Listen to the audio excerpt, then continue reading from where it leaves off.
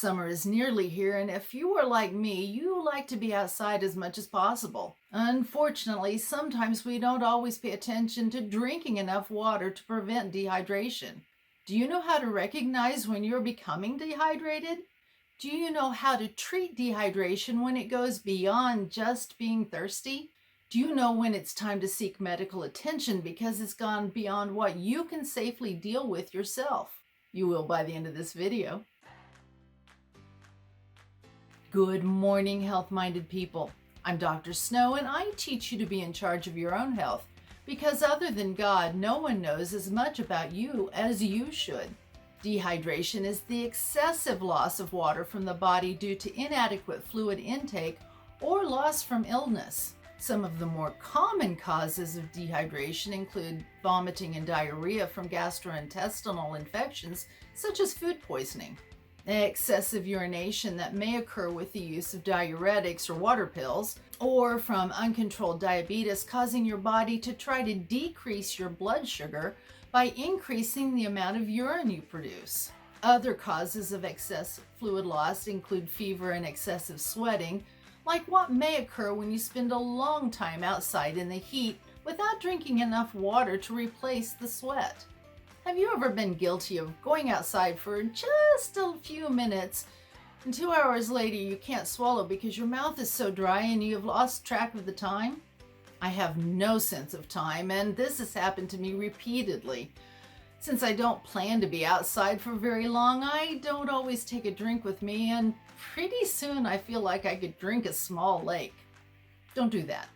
Those at most risk for the dangerous complications of dehydration are the very young, the very old, and those with chronic health issues. Dehydration can lead to heat-related injuries, including muscle cramping, heat exhaustion, and possibly heat stroke that can be life-threatening.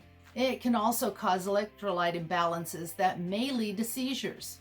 Repeated or prolonged dehydration can cause kidney problems, such as urinary tract infections, kidney stones, and even kidney failure. And decreased blood volume due to the loss of total body water may cause a severe drop in blood pressure and may lead to death. So if you're going to be outside, especially if it's hot and humid, take enough water to keep yourself hydrated. You should be drinking 1 to 4 cups of water every hour to replace the fluids lost through sweating.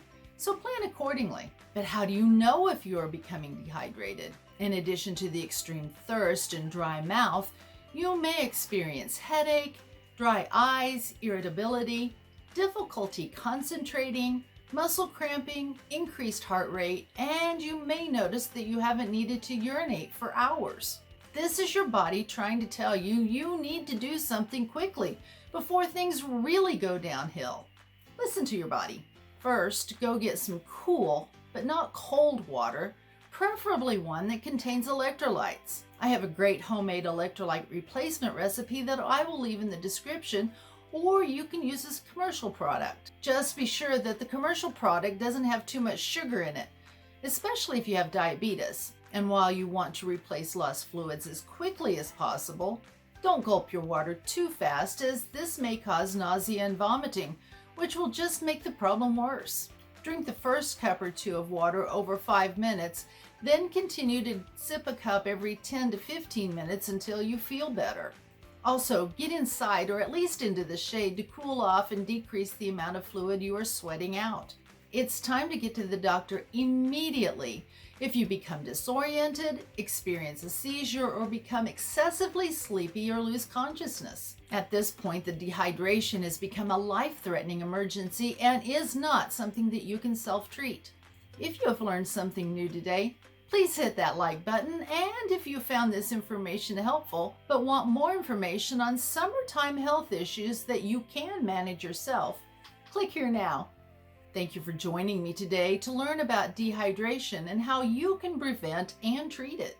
Stay healthy, drink your water, and have a blessed week.